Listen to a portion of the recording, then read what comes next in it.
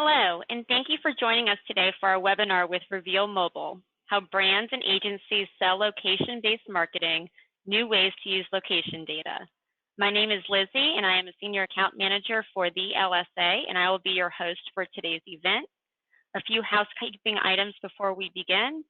This webinar is being recorded and will be circulated to all attendees with the presentation within 24 hours. Questions will be answered during the Q&A session at the end. You can, however, ask any questions at any time during the broadcast by using the question window in your control panel. Our speakers today are Brian Hanley, who has more than 20 years of technical, operational, and executive management experience with 18 years in ad tech. He's currently the CEO of Reveal Mobile, a leader in location-based analytics, audiences, and attribution. Before Reveal, he was co-founder and CEO of Exhibitor, which was acquired by Atlas and subsequently by Microsoft. Brian's expertise spans all corporate functions, including sales, marketing, development, and finance. He is a featured speaker at many ad tech and location data events each year. He's also a frequent contributor to Forbes and Marketing Land. Dan Dillon is Vice President of Marketing at Reveal Mobile. During his 15-plus-year career as a marketing executive, he has led aspects of marketing from traditional to digital and inbound to outbound. Dan and Brian are both based in Raleigh, North Carolina, where Reveal Mobile is headquartered. A big thanks to them all for participating today. Without further delay, I will pass the mic over to Brian to go ahead and get started. Thanks, Lizzie. And welcome everybody. Good afternoon or good morning, depending on where you're calling from. Again, this is Brian Hanley, CEO of Reveal Mobile, which is a mobile location platform, and happy to talk to you about the use of mobile location data. So to kick us off, a few things we'll talk about. We'll start with a little bit about the technology and how location data is acquired. We'll do a little bit on the terminology and then go over some of the providers that are in this space. I'll also do some tips and tricks, sort of what we see as best practices with some of our clients. And then we'll talk about some case studies. So we've got 4 or 5 case studies that will be pretty interesting, so stick with me for this. So first of all, how it works, if you have a mobile app and you have accepted location services with that mobile app, there is some likelihood that there is a company like Reveal Mobile that has access to that mobile location data and is doing some form of analysis on that location data. And that translates to app functionality. You can do push alerts based on that location. You can deliver content based on location data. For the most part, we see location data in our space used for analytics and for advertising. And we'll talk a little bit more about how that comes about. The location data, the use of location data in the advertising space has been around for well over a decade now. And it really started with IP-based location data. And one of the challenges with IP-based data is that it's not very accurate. You can appear like you're coming from Reston, Virginia, when in all actuality, you're in Raleigh, North Carolina. And it's also not very precise.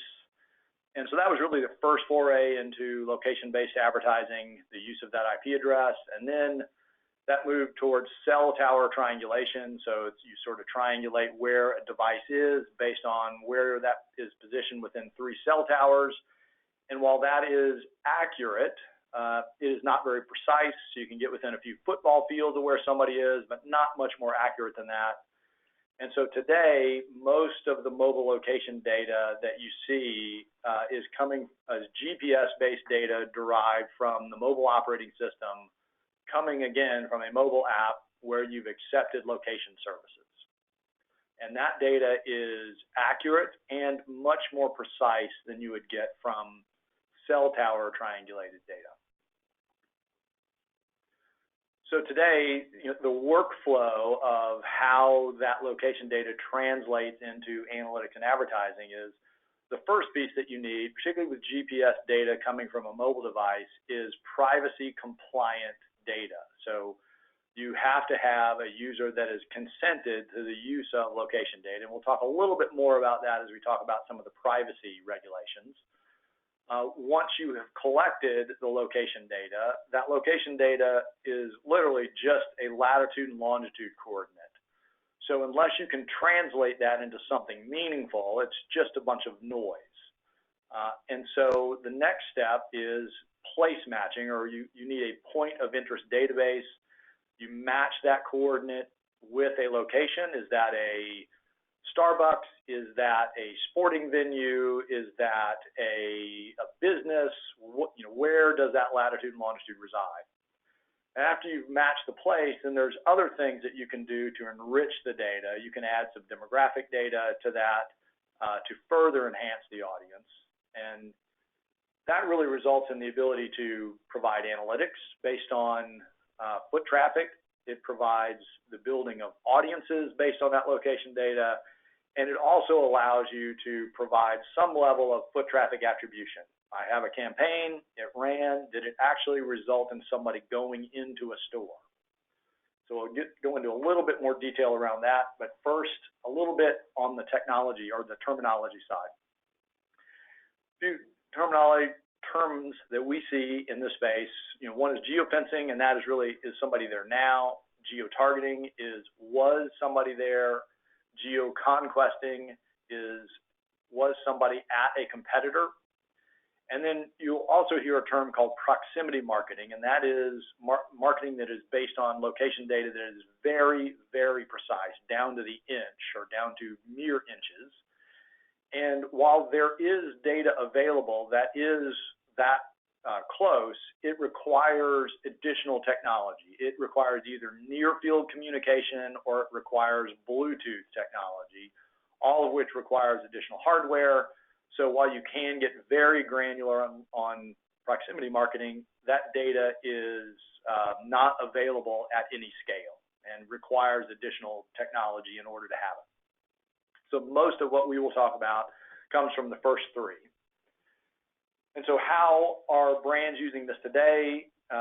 We see a lot of geofencing for real-time visitors, and we have a lot of clients that are doing this. We see a lot of geotargeting for give me anybody that's been to an Advanced Auto Parts in the last 90 days as a potential audience. And then using Advanced Auto Parts as an example, if they wanted to do geoconquesting, they could say, give me anybody that's been to CarQuest in the last 90 days, and they could build audiences based on that location data. So who is the best fit? If you're looking to go talk to some potential clients, who are the best clients to go after? Obviously, anybody with physical locations could be a good client. Really, we see the threshold of the number of rooftops that you need to have in order to really be a viable candidate. And we see sort of the minimum level is about 5 locations. Sort of 15 is where you really start to get into the sweet spot, and above that, it becomes a very, very valuable tool. Now, with that said, you can have a single location and have success with that. And it varies, and it usually depends on the margin of the product. So if you're selling burritos at a single location in a strip mall, that's probably not a very good target for location data, because you're not going to get a lot of users or visitors to that store, and the margin on the product isn't large enough to create the value that you would need to buy location data. Now, on the other end, if you're selling $50,000 watches in a retail shop, if you sell one more watch by driving traffic using location data, you can easily pay for the use of location data. So I will tell you that the sweet spot's probably about 15 locations, but if you have a single location and they have a high margin product, they can also be a good fit for location data. Seasonal or specific events are also a great example. If you are releasing a new album, right? Concert goers, like I'm a big fan of the Black Keys, so I go to Black Keys concerts. So I would be a great candidate to try to sell an album to because I've been to those locations. If you are trying to sell high-performance bicycles, you might target people who have been to bicycle races.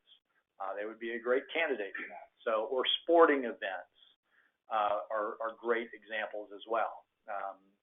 The North Carolina State Fair is a great example, or any state fair is a great example of a venue where location data becomes important. You do not have to have a physical location for this to work for you, however. We see this working well in direct-to-consumer and in e-commerce, where physical locations are important even though you don't have one. An example of that would be Casper mattresses or Lisa mattresses. They would want to target anybody who has been to a physical mattress store to try to drive them to their online site to buy the mattresses online. And going back to the expensive watch example, if you are, maybe you don't have a retail store, but you have an e-commerce play where you're selling high-end watches, that same location audience would be important. Give me anybody who's been to the private terminal of an airport or to a yacht club or a country club or someplace where people gather that can afford $50,000 watches. Another example would be consumer packaged goods. And while most consumer packaged goods companies don't have physical locations or retail locations are important to them because that's where they sell their products. So if you have, like Procter & Gamble as an example, they have boutique hair care products where they're very interested in people who go to high-end boutique salons. So that's where location data can be important to outside of companies that have retail locations. But at the end of the day, physical locations have to be important in some way for location targeting to make sense.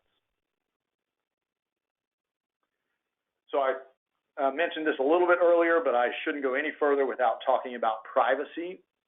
If you are looking for a vendor in the mobile location data space or in consumer data in general, you want to do the due diligence to make sure that the vendor that you select ensures that you are on the right side of any privacy regulations. And there are a number of groups that do this. The one that we recommend the most is the Network Advertising Initiative, or the NAI. It's a certification board that certifies that their partners are compliant with privacy regulations, and there's an audit that they conduct every year to make sure that that code of conduct is being lived up to. So I would look for that seal with any vendor that you look for. There are a number of other organizations that I would make sure that your vendor is a member of one or all of those organizations. There's the Future of Privacy Forum, the Mobile Marketing Association, the IAB. Again, I mentioned the NAI, and the Privacy Shield Framework, which is more of a European body. So something you should look for when you're looking for a vendor. So who is selling location-based audiences today?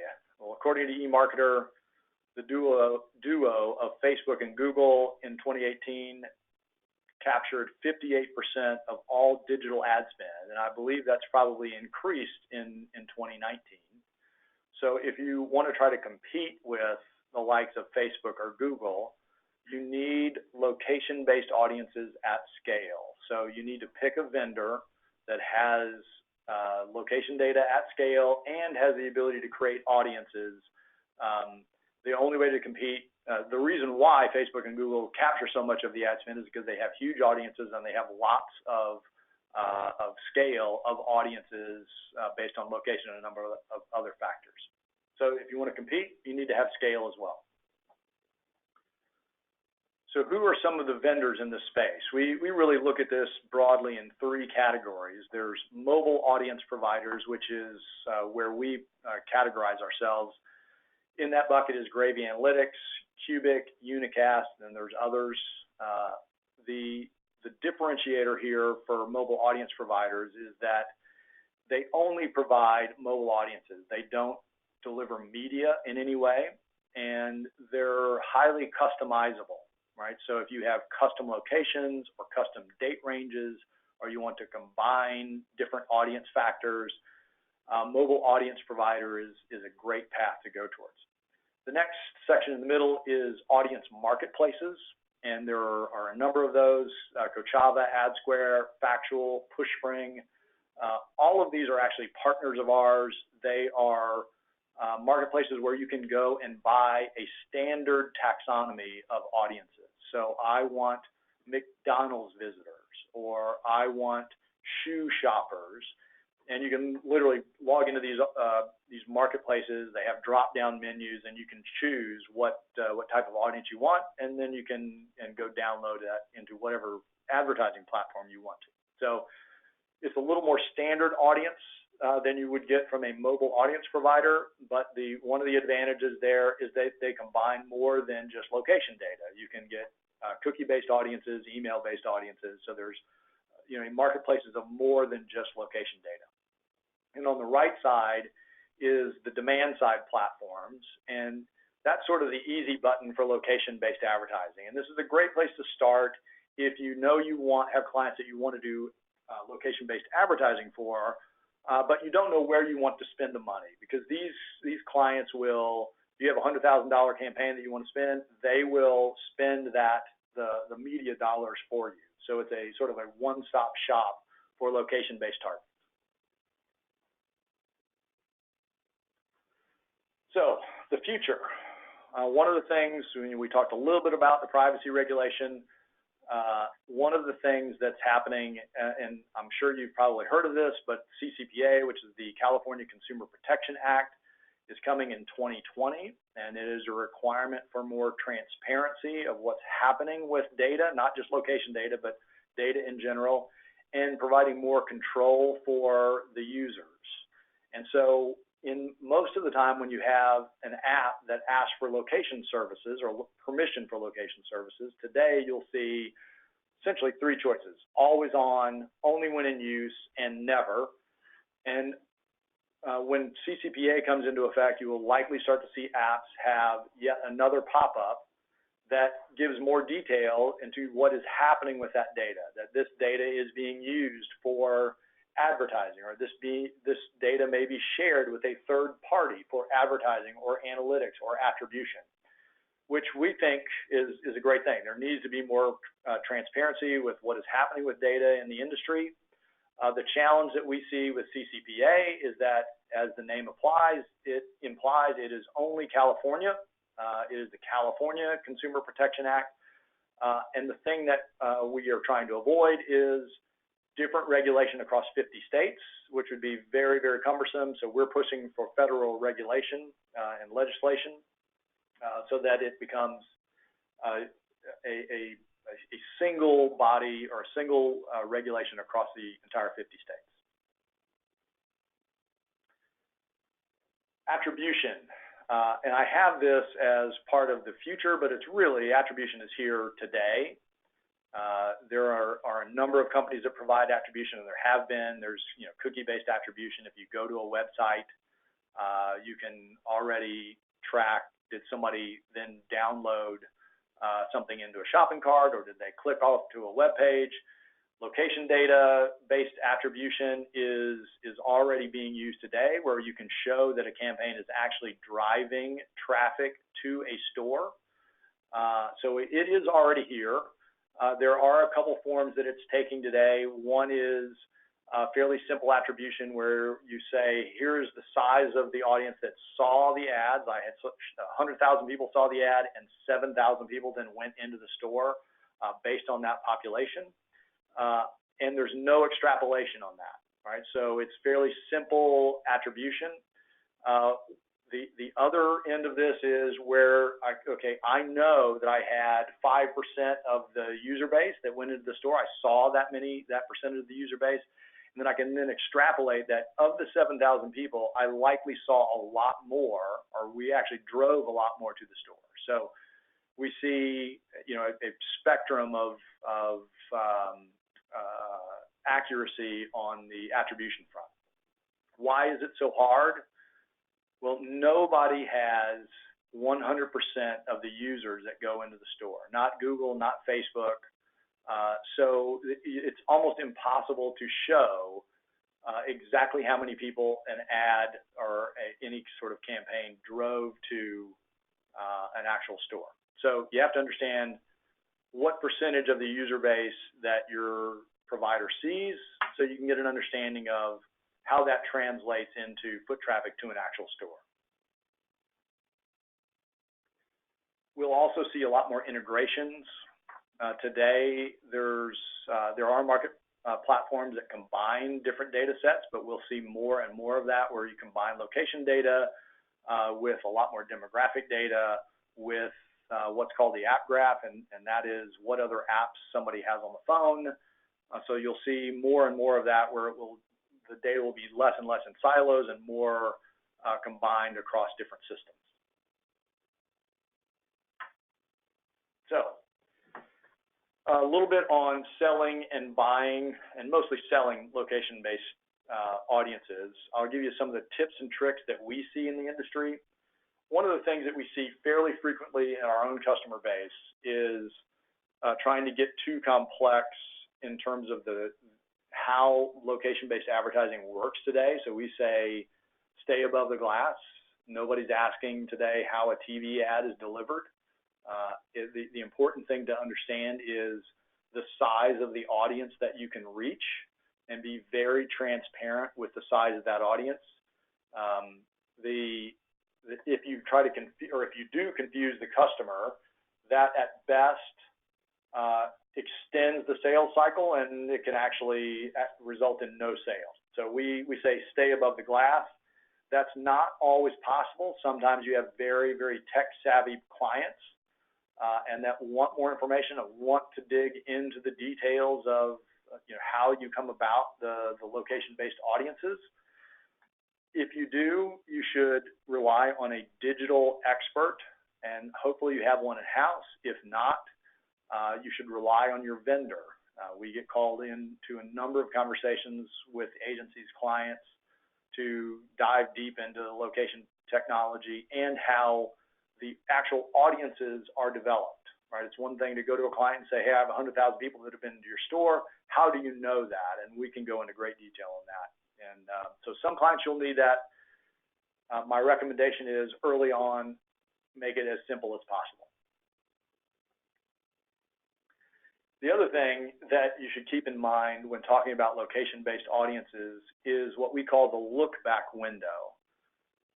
Every product has sort of a different life cycle. If you were buying a mattress, typically by the time you've decided you're going to buy a mattress to the actual purchase of that mattress is typically about 7 days. So the look-back window for your audience of people who may have been to a mattress store shouldn't be longer than 30 days because typically most people have long since bought a mattress within that 30 days. For a car, the average cycle is about 35 days from the time you start researching till the time you buy that automobile. So you could look back maybe 60 days. There are examples of I'm a golfer, all right? That doesn't change. So if you see my device on a golf course, you know that I'm probably a golfer, and I will be a golfer next year, and probably a golfer the year after next. So you can have a much longer look-back window if you're looking for a golfing audience, because that doesn't change very significantly. So make sure you understand what your clients are selling, and try to get a feel for what the life cycle of that sale is as you're talking to that client. I can't stress this enough. The biggest issue that we see is people that overinflate the size of the audience that they can generate based on location data. We think it's very important to be transparent with the size of the audience that you can reach. Again, you cannot reach 100% of the people that go into a specific store, so you need to understand the size of that audience and be completely transparent with your customer. One of the things that we've seen in the past is in order to get bigger audiences, people just increase the size of the geofence that they're drawing around a specific location. And while, yes, that does increase the size of the audience, you have a lot of people that have zero interest in that actual physical location. So again, best to be transparent and honest about the size of the audience that you can deliver. Okay, now the fun stuff, some of the case studies, and we'll give you some real examples of how some of our clients have leveraged location data in their businesses. First one is with Plunge Digital, and this was the campaign that they did in conjunction with Magic Springs, which is a theme park. And they were Magic Springs was trying to increase the traffic for their 4th of July week, or their 4th of July celebrations, in particularly for the 6th of July, which they were having a fireworks show. And so Plunge Digital's objective was first to identify the appropriate audience to go after, then figure out the best way to target that audience, and then how to execute, where to go deliver those campaigns. So the slide that you're seeing today, right here comes from Plunge Digital's social intelligence platform. So this is data that Plunge Digital brought to the equation themselves. So one of the things that they looked at was age range and income level, and so they tried to find the sweet spot for who is, in terms of what income range and what age range, who is the best audience to go after for this type of campaign. And they also looked at what locations are their visitors most likely to come from. So what we found is that if a visitor had gone to Oaklawn Racing and Casino, or had eaten at a Subway or a Taco Bell recently, they were much more likely to go to the theme park in the past. So those are the locations that that the theme park targeted, as well as the income range and age range. And in terms of execution, they delivered this across both social media and through their demand side platform, which I believe they use DataZoo for the demand side platform, but they delivered 400,000 impressions. The size of the audience that they came up with based on income range, age range, and had visited those locations was about 28,000.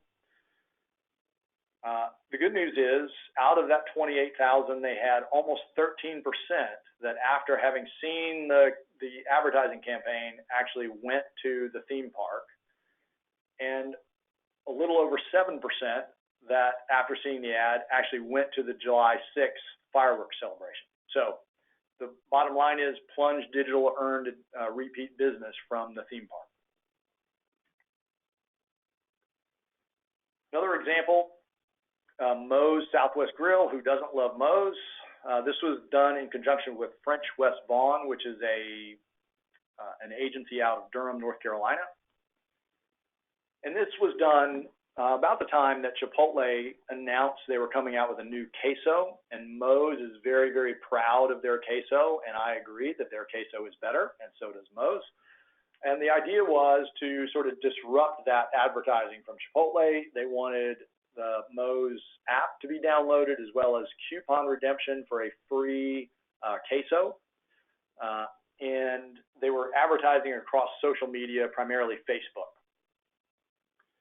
The target audience for them was anybody that had been to a Moe's in the last 90 days, anybody that had been to one of their direct competitors, and then indirect competitors, fast casual, Mexican dining, in the area around their target stores. The audience size is about 20,000 people. That audience got pushed to Facebook, and there was an 85% match rate with Facebook's audience, which is very typical. So you import a list of mobile device IDs, and Facebook looks to find how many of those people are actually members on Facebook. In this case, there was 85% match, which again is fairly typical. The great news is here that there was a 67% increase in the conversions for that mobile coupon based on that location-based audience versus Facebook's own audience targeting. And the difference is, as Moe's, you can target Moe's followers and people who like Moe's on Facebook. You can't target people who like or follow Chipotle or Qdoba. And so French West Vaughn used both Facebook's audience targeting for Moe's fans as well as this location-based audience, and the location-based audience performed better than the Facebook's own audience targeting. The other thing that's important about this campaign is that if you typically, if you bring your own audience data to Facebook, the campaigns tend to be less expensive on Facebook. That's not always the case, as you'll see in this next example, or in one of our next examples. So the next one is finding Elvis. Who doesn't love Elvis? Well, if you really love Elvis, you would know that Sony Music released a new Elvis album last year, a new Elvis gospel album. I did not know that. And the idea for the campaign was to drive more downloads of this digital album. And this was done in conjunction with Gupta Media, which is Sony's agency of record. So if you are an Elvis fan, what is the location that you're most likely to go to if you are a true Elvis fan? And that is Graceland. And so they looked at anybody who had been to Graceland over a period of time. And again, this is an example of where the look back window can be interesting, right? If you go to Graceland, even if you went to Graceland 3 years ago, you're still probably an Elvis fan. So, you know, a 30-day look back window would be way too short on something like this. So we saw 13,000 people that had been to Graceland over whatever time period they had looked at, which I don't remember. And that got imported into Facebook, and there was an 88% match rate across Facebook with this audience. So clearly a lot of Elvis fans on Facebook. Performance, they reached 55% of the target audience in the first week, which was fantastic. CPM rate on this using the location-based audience was about 35% higher than on the Facebook audience, which is not typical, but in this case it was. But it was 20% lower than trying to reach that audience across their email list. Good news is they had a 1.7% click-through rate, and the ads got shared a number of times. So it earned repeat business from Sony through Gupta Media. And as a matter of fact, now Sony uses location-based targeting for most of their album releases, and they look back at concert goers as potential catalysts for downloads of new audiences. All right, next case study, Black Friday, and that's coming up. So let's get prepared. This was an interesting campaign. It was done in conjunction with a local TV station, and they were working with a shopping center that said, hey, we'd love to do a television campaign for Black Friday and try to drive people to our Black Friday shopping event. But they didn't give them enough notice. The TV station said, we can't produce a television commercial and get it out there in time to do this promotion. So they thought they had lost the business. When one of their account executives said, so if we were able to provide a digital campaign instead of a television-based campaign, but we can show you foot traffic metrics about the visitors for that shopping center before, during, and after the campaign, would that be interesting to you? And the shopping center said, absolutely. We would love to have that information. So they tried this this digital campaign as a test to see how many people they could drive. So they targeted anybody who had been to that specific mall over the past 90 days, as well as to malls in the surrounding area.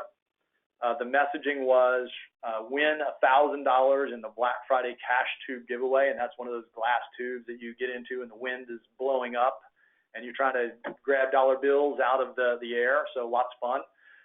The campaign had 60,000 impressions. It ran right before Black Friday, and it was delivered using Zap 360, which is a video-based platform. So instead of television advertising, they used the same video ad, but they did it across a video platform.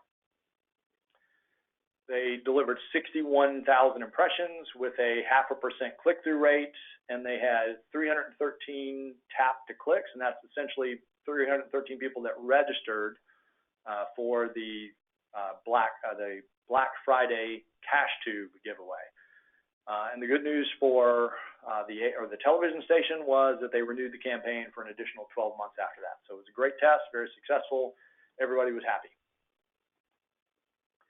So that is the end of the case studies. I'll give my 30 seconds of the sales pitch. Reveal Mobile has a product called Visit Local, and it is a location-based platform that provides essentially 3 areas. It provides analytics, that if you have a client that has physical locations, you can go in, enter that client's name, and we will literally provide a foot traffic analysis on your client that you can take in and show the client how much you know about their business even before you get their business. We also have an audience builder, which is exactly like it sounds. You can go in and build an audience of people who have been to locations over certain time frames. And we also have an attribution, a foot traffic attribution platform, which if you run a campaign, we will show you the foot traffic over time, before, during, and after the campaign. And we show that in near real time. The data is only 2 or 3 hours old. And we can show your clients how they performed against their competition. So 3 components of the platform, very interesting. Happy to talk further about that. But without further ado, I would love to open it up to questions and turn it over to Dan Dillon, our VP of Marketing. All right. Thanks, Brian. Awesome content. We've had 3 questions roll in during the course of the webinar. And as a reminder, folks on the webinar, you're welcome to enter questions at any time in the questions box. So the first question for you, Brian, is the case study you showed used age and income data along with location data. What other data points are advertisers using to refine their targeting strategies? Well, there's a number of data points that can be leveraged, and some of that depends on the other platforms that you might be integrated with. We see a lot of integration with things like household income, home value, education level, a lot of demographic data. We also see companies that tie mobile device IDs to the email addresses associated with those mobile ad IDs. And that, I will tell you, takes the integration with a third party like a LiveRamp or a VDEX to tie those 2 things together. So there's a number of things. It's sort of the sky is the limit in terms of what those variables are. Okay. Next question is around privacy. You mentioned CCPA. How are you ensuring that you're compliant with CCPA? So we work with a number of groups that are at the forefront of privacy on CCPA, but we work with a company called Wirewheel that is a technology play that ensures that our partners are consent and that we have consent to leverage location data.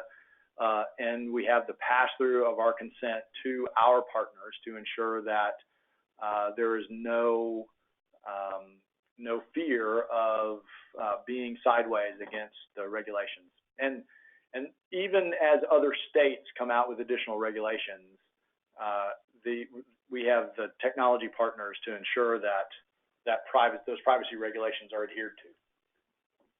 All right, and last question, unless anyone else has any others, please go ahead and enter those if they occur to you. Can you give an example of how brands are using location data to prove attribution? So sure, there are a number of examples that we have in-house today.